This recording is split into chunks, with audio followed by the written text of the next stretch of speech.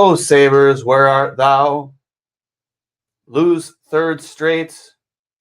Tonight shut out by the Islanders in a game that was as boring as a play. Welcome to I'll Hang Up and Listen, brought to you by Fatty Beer Company, Western New York's premier market and tap room with over 300 beers to choose from, and now featuring their 24 Beers of Christmas Advent Calendar. Make sure you get your hands on it. I got one last year. I'm getting one this year. The variety of beer options that you get in the 24 Beers of Christmas Advent Calendar is unbelievable, to say the least. If you're a craft beer drinker, make sure you check it out at Fatty Beer on Instagram and Twitter. You can find it at fattybeer.com. And as always, Buffalo Go Apparel. When it comes to your local designs, Buffalo Go is top notch when it comes to your shirts, your hats, your hoodies. They literally have everything there. But at Buffalo Go Co on Instagram and Twitter, buffalogo.com. Sabres lose their third in a row. I said third in a row after winning 3 in a row on the West Coast trip, falling to the New York Islanders 3-0. Shutout for their second time in 3 games, and they've only scored 13 goals in their last 8. Yeah, I mean, to sit there and say that goal scoring isn't a problem, even after the West Coast trip where you did win 3 in a row without Tage Thompson, I mean, what are we doing here? like you know the type of game you're gonna have to play against the Islanders. You know you're gonna have to, whether you have a structured system or not, you know, you kind of have to adjust to a team like the Islanders that plays as tight as they do. They're going to grind out every inch of that ice when you play the New York Islanders. They're not going to make things easy for you. And I said this in both intermission reports, like they are on you like flies on shit every time you're on the puck, especially in the offensive zone. They don't give you much time to make a decision. That's their style. That's how they're successful. That's how they win hockey games. And that's exactly how they won tonight. You couldn't find ice against them. You didn't have time to make decisions. They did all the things that you needed to be doing. When you did get a power play opportunity, you weren't taking, instead of playing, honestly, a dump and chase type of game and using your speed to retrieve pucks, you're sitting there and trying to gain the zone when they're loading up on you, especially in the neutral zone. Like they're not, like, I remember, and shout out to Adam from Cover One. He did a video breakdown of this. Duane, had he just the puck up to Cousins, they could use their speed and just tick the zone that way, gain the zone that way. But instead, Duane curls back and allows the back checker to catch up with the play and let them set up initially with a diamond in the neutral zone that eventually turned in, obviously, your box. But like, you completely took you overcomplicated things by not just gaining the zone when you had the opportunity. And honestly, you could have dumped the puck right there and beaten the closest Islander by a mile to it. And you just weren't willing to play that brand of hockey tonight. Like, against a team like the Islanders, that's what you have to do. Like, they're not going to give you an inch. They're not going to give you an inch. So you have to play that brand of hockey. You have to play that dirty dump and chase, grind out pucks, hard forecheck, and then get pucks to the net. This isn't a talented enough of a team, skill-wise, to be able to play a brand of hockey that you see teams like the Vegas Golden Knights playing, that you see Vancouver playing, that you see these higher skilled teams playing. You don't have enough talent top to bottom on this roster to play that brand of hockey. So yes, outside of your top, I don't even want to say top 2 lines, because you really don't have a top 2 lines right now. It's just interchangeable between Tage, Tuck, and Paterka every night to whoever decides to show up on any given night. So it just drives me nuts. It drives me nuts. You just got to have to be willing to play that brand of hockey. Zach Benson was willing to play it tonight. He was all over the blue paint. And I said this, and there are troll accounts on there that made fun of me for saying this, but these are games where you need a guy like Jordan Greenway, and it sucks that he hasn't been able to play, because he gets to those areas. He caused havoc in front of the net. You need guys to do that, to lead by example, to go to those areas, to forecheck, to dig out loose pucks, to win those board battles. what is the point of getting this speed in the offseason if you're not going to utilize it in games like tonight and win those battles, forechecking, dumping and chasing, and getting pucks to the net? Like, I just don't get it. I really don't. We're going to talk about Owen Power too, because as you see in the title list, the guy is just absolutely fueling his own narrative, and it drives me insane. It drives me insane. Let me repeat that. It drives me insane. We're going to hit the peanut gallery here first, but I can't wait to get to the Owen Power discussion because I talked about it in both intermission reports, and it can't be said enough. From Colin Smith, I'm starting to think we aren't as talented as we think we are. How, with this much talent, can't we do anything? Again, this is a talented hockey team. They're very top heavy, though, and they just don't have the depth to compete on a night in, night out basis. They don't. And you don't know who your second line is. It's constantly changing. You don't have a structured lineup top to bottom, and it sucks.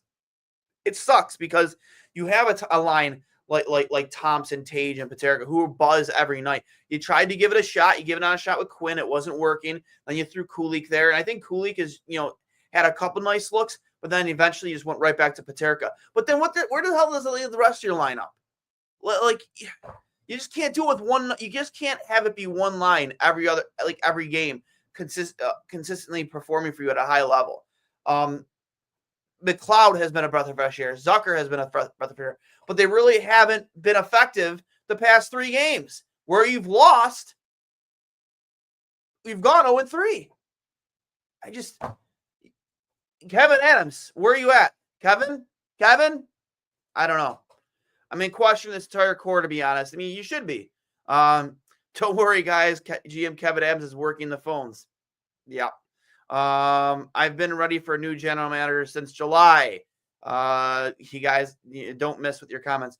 Trading away Sam Reinhart for a friggin' 7th round goalie seems really, really bad right about now. I mean, trading Sam Reinhart for literally anybody right now. I have a lot of faith in Devin Levi, Josh. I think he's going to be a great goaltender. I think he's the future goaltender of this franchise. I think we're going to be really happy with him in the future, but there's literally not a single player on this that you could have got in return outside of like Connor McDavid or Leon Draisaitl that would have made you happy with dealing Sam Reinhart to Florida with the way he's performing once again at a 50+ goal pace for his second season in a row, and just has been just phenomenal for the Panthers ever since he's been there since day one. Imagine Tage Thompson being our second line center. It would be great if you could find a first line center, which you don't have right now. Same old predictable shit. Didn't acquire top 6 forward or top forward, even re-signing Yoki Haru. Continue to play him with Owen Power. Gave power play responsibilities to an AHL coach who at best had an average AHL power play. Yeah, there was a brief period there where you were kind of happy with the power play after they just went 0 for 17, and things were starting to click. And now they're 0 for 12 or 0 for 13. It's inexcusable. It's inexcususable. Our D needs fixing way before we need to question Levi. Agreed. Blake, if I were Adams, nobody would be off the table. This core hasn't won shit. If you need to trade people you don't want to trade, Cousins, Quinn, etc., to send the message, do it assuming you get a good return. From Aaron, let's be honest. No one waived their no movement clauses to come here. Adams won't give up too many assets for a young top 4. I think it was kind of proven today with the Juracek deal, right?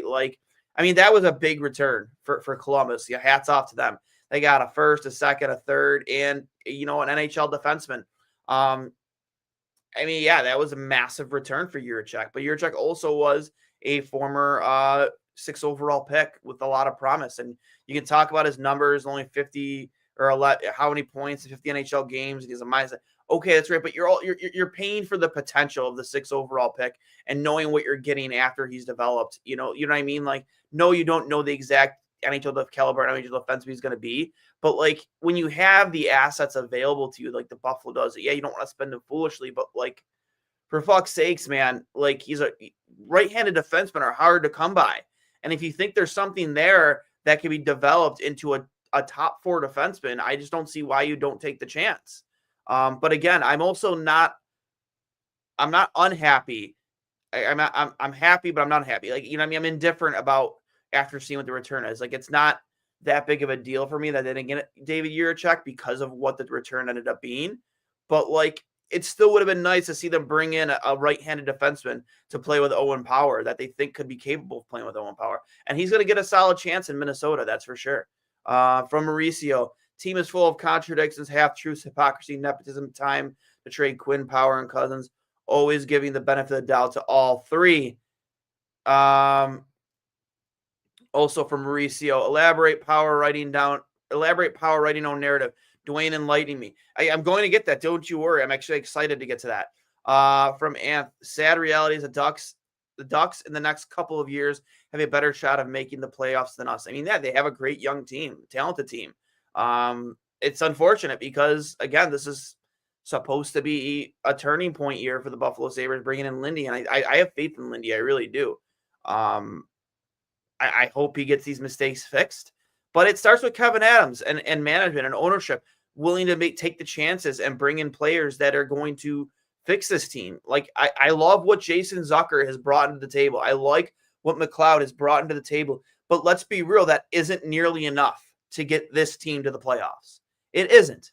It isn't. And like, you've played 2 out of 3 teams that are guaranteed playoff teams, most likely, over the last 3 games. Vancouver struggled, but that is a playoff caliber hockey team. And of course, the Wild are as well. You lost, and then you lose to a team like the Islanders, a game that you should win. Please hold. Duane's got to chug like 3 beers before he comes on. This team's driving. Oh yeah, it did take me a while. Take me a while to get in here. Sorry, guys. But again, I appreciate you sticking with me. Like, holy shit, look at all the comments. With how this season has looked, why not offer Joker a first and a second for Jiricek? Yeah, I mean, like, you have, was it 4 or 5 first round picks in your system right now? Like, these guys aren't all going to make the team. I don't know. One thing we have to face, the longer we keep these assets there and aren't doing anything of value, the value goes down. Okay, sorry, you kind of let out a word salad there. Yeah, their value will keep going down. I mean, if you trade Isaac Rosén like a year or 2 ago, his value is much higher than it is right now. I mean, like I said, they called up Tyson Kozak, after the Lafferty injury, and they decided to play Kubel rather than Rosén. You know what I mean? Like that guy's been trying to crack the NHL roster for a while now, for a couple years, and hasn't been able to. Like, what is his value right now? I don't know. Probably a lot higher than a couple years ago. I don't think they got a lot, to be honest. The Minnesota pick is going to be 20 to 32. You're saying we can't send more than that? All of our young guys can't play. I agree. No, I 100% agree with you, Colin. I do. I think Buffalo could have made that trade. I was texting with Andrew Peters earlier. He says Buffalo could have absolutely made that deal. Yes, they could have. Is it a lot? Yes. It is a big haul for Columbus. If you're a Columbus Blue Jackets fan who's understandably, accepting that they're in a rebuild mode right now, you're happy with that return, especially for a guy that wasn't playing for you. He wasn't. This is the most mid team I've ever seen. You just got to win these games. Win 3, lose 3 is simply not cutting it anymore. Yeah, I agree. Like, it's been 9 numbing. I tweeted it after the first or the second loss in a row. I said, I'm so sick of this team just pissing down their own legs after they string together a couple great games. It's just getting old. It's getting old. Mid. I wish we were mid. I know.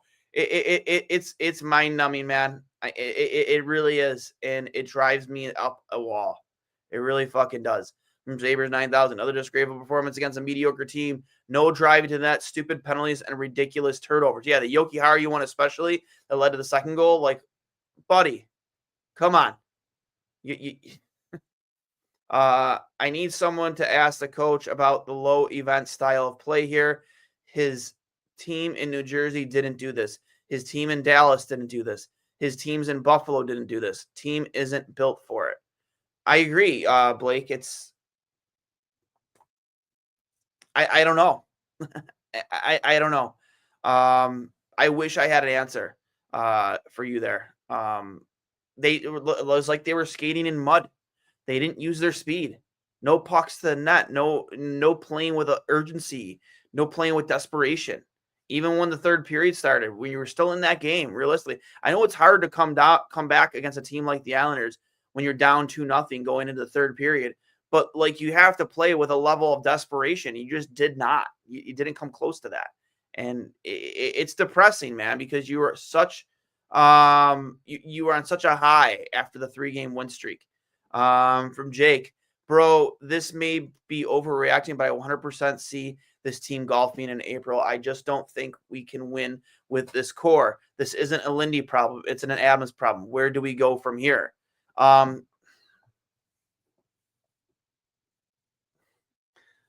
don't know, man. I really don't. I have no fucking clue where you go from here. I don't. We were such on a high after the 3-game win streak in California, and now we're right back to where we were before then. These are games you gotta win, man. You have to beat the New York Islanders. You just have to.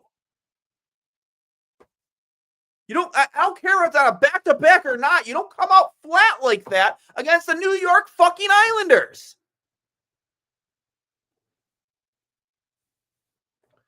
I don't know where you go from here. It starts with Kevin Adams. I hate to keep going back to it because I like the way Bowen Bryant has played, but you were so willing to trade a guy who wanted to be here in Casey Middlestat, a guy who wanted to be here, who would help a lot of your issues, especially with scoring right now on this hockey team. Your leading scorer from last season. And you're willing to make that trade. And I understand there's not a lot of the list of players willing to come to Buffalo isn't very big. But there's got to be a deal out there that you can make. And even Jeff Merrick said it, and I agree with him. You got to make a trade that you might feel uncomfortable with. Your job could be on the line, Kevin.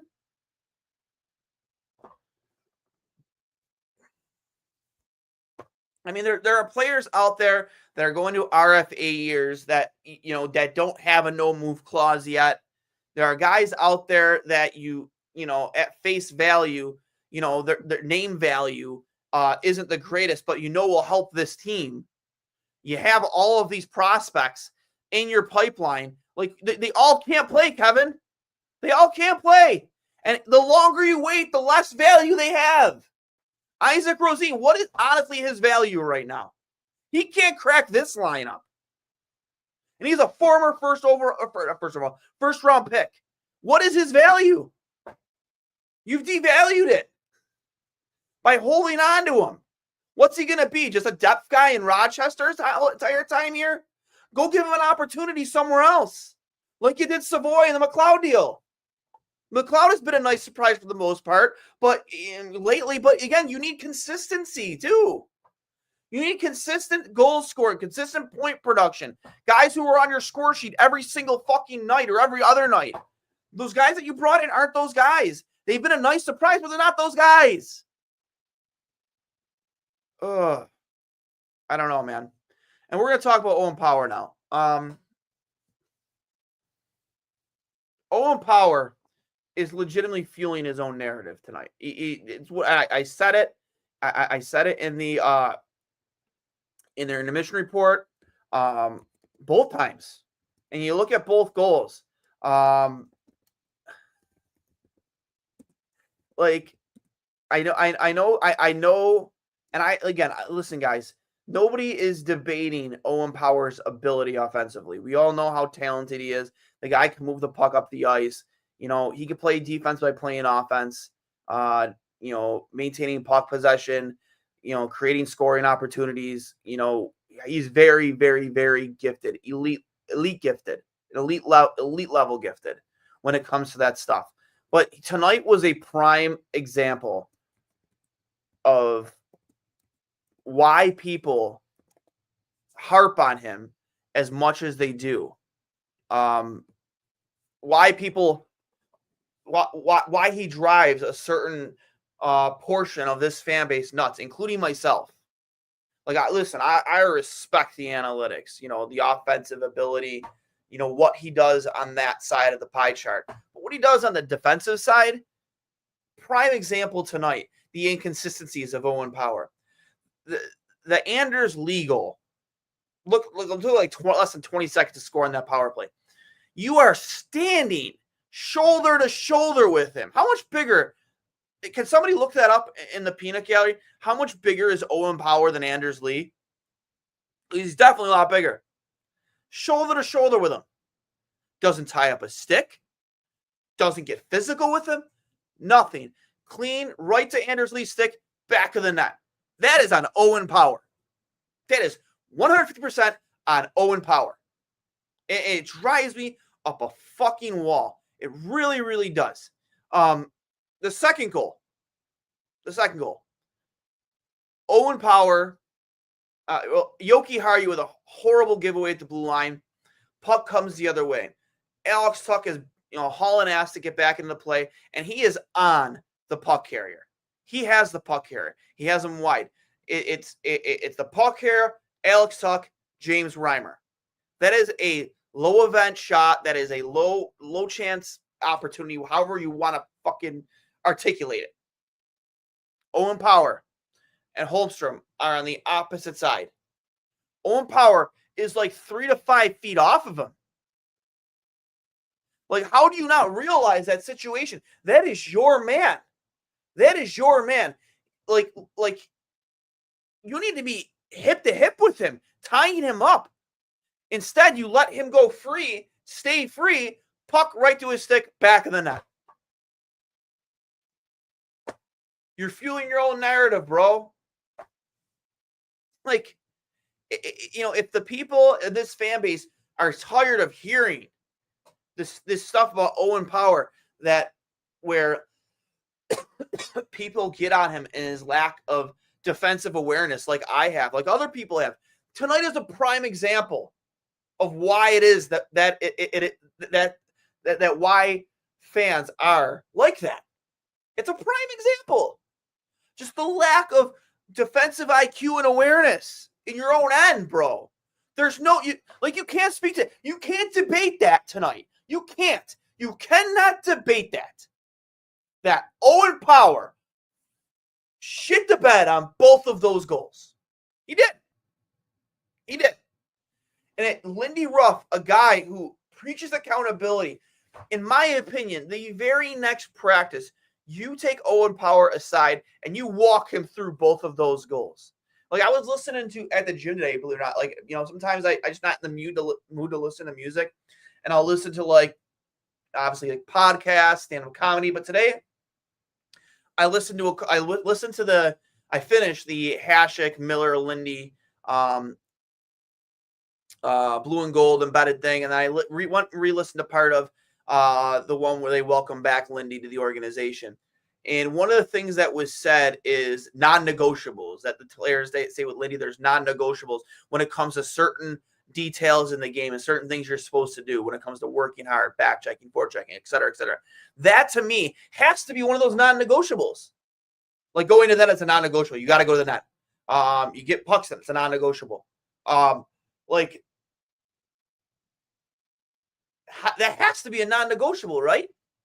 It has to be. Owen Power's inability to just have his head on a swivel and be aware of what's going on around him in front of his own net, below those face-off dots, in that hot area. I mean, come on. That's a non-negotiable. Is it not? Is it not? Am I lying?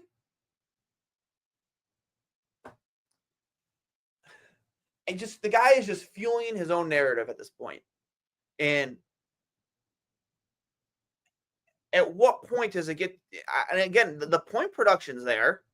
I get it. A few games ago, he had the most points for a defenseman 5-on-5. That is fantastic. That is a great stat. But that doesn't make up for games like tonight where you just kind of piss down your own leg. And granted, you got shut out. You didn't help offensively. But it doesn't take away from the fact that you could have been better defensively on both of those goals that end up in the back of your net. Jokiharju, yes, could have not given away the puck with the blue on the second goal. But you know what? That doesn't make up for the huge mistake you made not being aware of where Holmstrom was and the fact that you had Alex Tuch on the puck here, which freed you up to be on Holmstrom and be on his hip and not allow him to such an easy tap-in goal. I'm not wrong. I'm not wrong. And, I mean, I'm not going to give up on him. Nobody should give up on a player like that. You shouldn't. Because I think he has the ability to be an extremely good defenseman in the National Hockey League. And I'll always refer back to Victor Hedman, how long it took him to get to where he currently is. It took him like 5 seasons. Owen Power's in his third? So the offensive side of things is there. Like, there just needs to be a focus defensively with him, or you need to bring somebody up that can help make up for that lack of defensive awareness that Owen Power has. That guy needs a steady veteran defenseman to play alongside him. And it can't be fucking, Henry Jokiharju anymore. You want to know who type of defenseman they need there? And people, especially the numbers, you need a Craig Rivet style Rivet style defenseman. A guy who's just going to play an honest defensive style brand of hockey. It doesn't care about offensive numbers. And is going to give Owen Power the ability to be, take chances offensively and be the offensive defenseman he is. But until you have that guy, you need Owen Power to just be better in his own end. And he hasn't been. Just hasn't been. Some more comments here. Is the Hedman example really an excuse? Maybe he took too long too. Yeah, but would you consider Victor Hedman one of the best defensemen in the National Hockey League? Yes, you would. You would. For a while, he was always a Norris candidate. If I'm getting Victor Hedman from Owen Power and it takes 5 years to get there, then yes, I'm willing to wait because I want Victor Hedman. Because Victor Hedman has led to how many Stanley Cup rings and how many Stanley Cup Finals appearances. I will wait. But in the meantime, you need to bring somebody in that can help make up for that lack of defensive awareness and ability that Owen Power currently doesn't have. Going back to what we talked about earlier, it's almost to the point where I take Anaheim's or Columbus's over this Sabres team, and that's sad, man. I agree. God. Been wondering you guys are actually speaking to each other in the chat. Whoopsie daisy. I'm a Bills fan, but absolutely not Sabres. Well, glad you're still here, Dale. Welcome to the show. This is a Sabres podcast, new with Built in Buffalo. What do they do with Quinn from Chris Maz? Friend of the program. Thanks for popping in, Chris. They gave him his opportunity on the top line, and he did nothing with it. I thought over the past couple of games, he has looked a hell of a lot better. I thought he looked great, especially going back to Anaheim. I don't know what you do with Jack Quinn. I don't. I mean, do I want to do with him? I want to be able to find a way to get him to Rochester. Honestly, I don't know how you go about doing that, but that guy needs to go to Rochester. And I know you can't do that because I think he would have to pass through waivers. It'd have to be like a rehab stint. But that is a guy who just needs to go find his game again. He just needs I don't know what I personally don't know what to do with Jack Quinn anymore. I don't know. He's not helping this hockey team. He's not. I don't even know what his trade value is right now. No fucking clue. Because he has been, with the exception of a small handful of games, god-awful this season.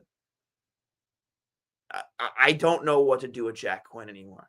And these are the things that we talked about in the offseason, depending on variables, depending on progression, not regression. Jack Quinn hasn't just regressed, dude. He's been dead in the water since the start of the season. I mean, Dylan Cousins is recently starting to find his game again. I'm not going to point the finger directly at Dylan Cousins as much anymore. He could be a lot better, sure, but he's definitely been better. There's a lot of players you can point the finger at and wonder where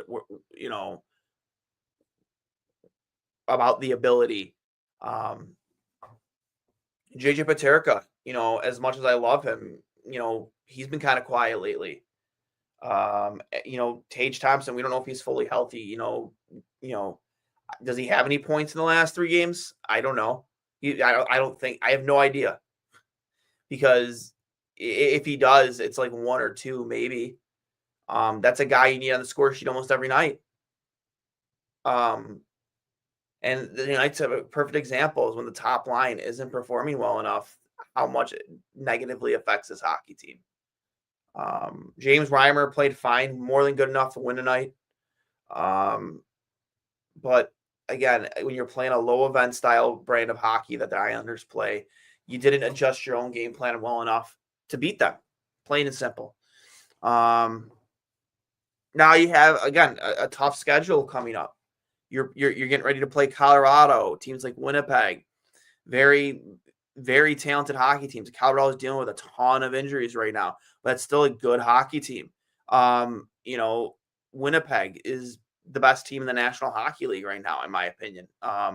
They've just been on fire. I hope and pray that we don't get Connor Hellebuck when we play Winnipeg. Eric Comrie, but that'll be the game. Eric Comrie that they will give Eric Comrie that game, and he will shut us out. Watch, you heard it here first. If we play Winnipeg and they give us Eric Comrie, we have a better chance of beating Connor Hellebuck than we do Eric Comrie, because knowing the way this team is and just knowing the way it goes, we will get shut out by Eric Comrie, and he'll end up like the NHL like 2nd or 3rd star of the week. I don't even know. It's something stupid. You know what's going to happen. You got a tough schedule coming up. You got to be able to squeak out a few wins here and there against teams that maybe you aren't expected to beat. And that would have been, a game like Vancouver. You had to win this game tonight. You didn't.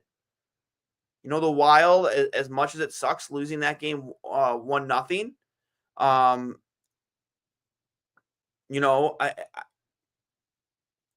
you got to find a way to come out of. You need to come out of the last 3 games with more than 1 point. Plain and simple. And you guys are loading up the chat right now with your comments. I absolutely love it, and I appreciate it. This could get ugly. You can sign, seal, deliver Comrie a win in any fashion. Agreed. Agreed. Comrie shutout. Watch, it's coming. It is absolutely coming. I wonder if Trouba would waive his no movement clause to come to Buffalo. I don't know if it's not ideal for him, but we are one of the only teams who can afford him and where he could stay in New York. His team hates him right now. Yeah, because I know his wife has residency in New York City, and that's the reason why he doesn't want to leave. But ideally, if push came to shove, would the Sabres be close enough for him to play? Like, I don't know. Can she change her residency? Can she do a residency somewhere else? I don't know how that stuff works. In the medical field, I have no clue. From Gargalon, Adams feels zero pressure. Pakula won't fire him because he hired him. Against all common sense, he won't admit it. Yeah, he's a yes man. Kulik has a 68.5 face-off winning percentage as of a couple days ago. Yeah, I love the way Kulik has played. Kulik has been a breath of fresh air. Paterka looks back, so I don't know what happened to him recently. I don't know. From Chris Durek, nobody is helping this hockey team. Agreed. Kulik is looking out of his league. So many flubbed and fan shots. I honestly, personally, I'll disagree, Gar. I'm not looking at Yuri Kulik as a guy that I need to move, send back to Rochester. He's not the reason this team is losing. That list is much more than Yuri Kulik. I'm all out of stuff to say, guys. You just played a very low event team tonight that you know what you were getting yourself into with the New York Islanders. You know the type of brand of hockey they play. It's very boring. It's very disciplined. You don't want to take penalties against them. They're not going to give you many power plays. That you're going to have to win the small battles all over the ice to beat a team like the New York Islanders. And, you just didn't. You just didn't. You didn't get pucks to the net. You didn't get enough bodies to the net. You lost too many battles along the boards, behind the net, in front of the net. You weren't aware enough in the defensive zone. Shout out Owen Power. And that's why you lost tonight. It's not because you weren't better than New York Islanders.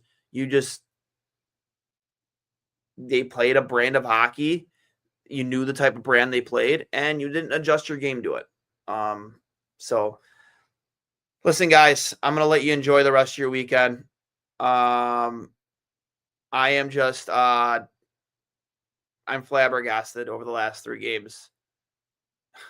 I don't know. Yeah. First line is fine. Most nice. Second line is the problem. I feel like Cousins would be next level if he had older veteran players with him. Yeah, like Zucker. I think they should play Zucker more with him. How much tonight is on Ruff? At the end of the day, the players have to go out there and execute. I think Ruff knows the type of style and brand of hockey that the Islanders play. I would like to assume that he preached it. But at the end of the day, it's the players that got to go out there and execute, and they just didn't. It looked like they were just skating in mud all night. They weren't using their speed. They weren't being aggressive enough in front of the opposing net. And it cost them dearly tonight. So I'm going to get out of here, guys. Just remember this is brought to you by Fatty Beer Company, Western New York's premier market and tap room. Over 300 beers to choose from. Make sure you check out the Fatty Beer 24 Beers of Christmas Advent calendar. It's a wonderful case of beer with 24 beers in it for the festive holidays. The variety is unbelievable. I got one last year.